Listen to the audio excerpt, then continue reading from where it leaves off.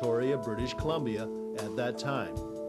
And during the war years, many Chinese Canadians fought for Canada. My youngest brother, my youngest brother, Herbie, he was in the Air Force, which is in Canada then.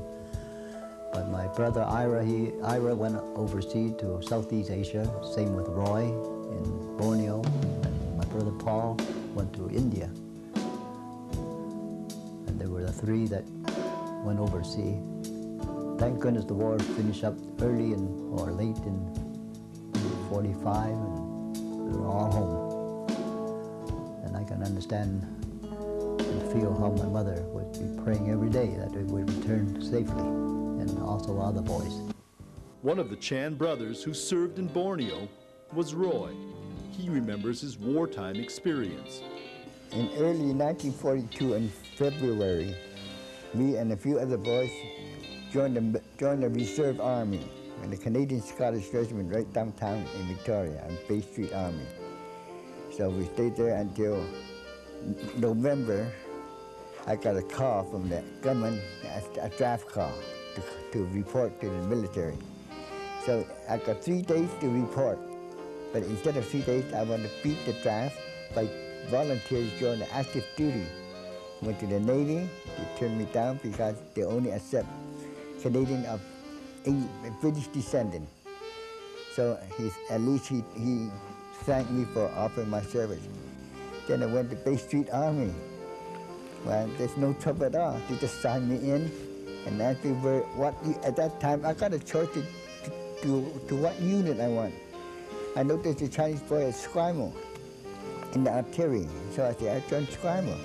I went into Borneo, so there wasn't much to do in Borneo. We was just going there. Only thing the major tell us, he said, when you walk around in that town, make sure you carry your 45, because those natives can sometimes mistake us for Japanese. 1945 in August, the first atomic bomb was dropped in Japan, but Japan didn't surrender to the Allies until the 16th or 15th of August. But where we were, we continued our operation because in our area, the headquarters is from Singapore, commanding the Southeast Asia, and he won't admit to Tokyo or something. So where we were, they will not surrender to us until they get word from Singapore. So in the meantime, we still go on patrol, and we get shot at. And I say to myself, boy, what a day, and if I get knocked off after Japan surrender. So they finally did surrender, and then I have a couple of good days. The next thing I know, I was done with malaria.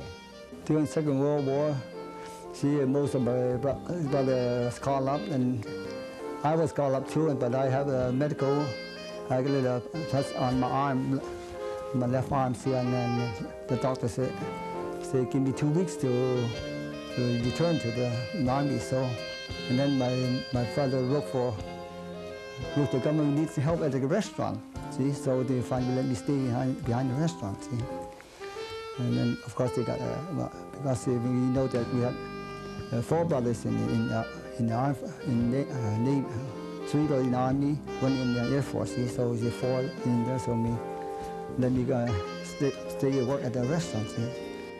After the war, the Panama Cafe raised his children, and for 20 more years, remained one of the best meals in town.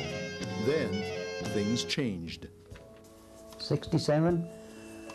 Well, about that time, the business around that area has changed quite a bit. Before that, we had right across the street, there was a wholesale, which took a whole block. 3-story big wholesale merchandise place. So there's quite a bit of traffic going back and forth. And that business closed up and changed to something else. It took about probably half the walking business away from. And even in that year, we extended ourselves probably 8 or 9 months. That didn't help at all. So right after that, there are other places that can hire, that we can go to work at a better wages. So we finally have to close it up and work elsewhere. We used to remodel the Panama 2 or 3 times. I say, oh, it's time to forget it. It costs too much money to remodel, so we just sold the place. That's what, 1967 we sell it. We have, they have a family meeting, and so we say, time to pack it up. That's enough. Too much worry, too much trouble. We used to have all the business people eat here. Mac and Mac across the street, they all come and eat. And then when Mac and Mac closed up, and the store closed up here and there, and it's changed around. So there's no people around there to eat anymore. So it's keep going down. A lot of restaurants closed up at that time. A lot of restaurants closed up. The Panama Cafe, it no longer exists anymore.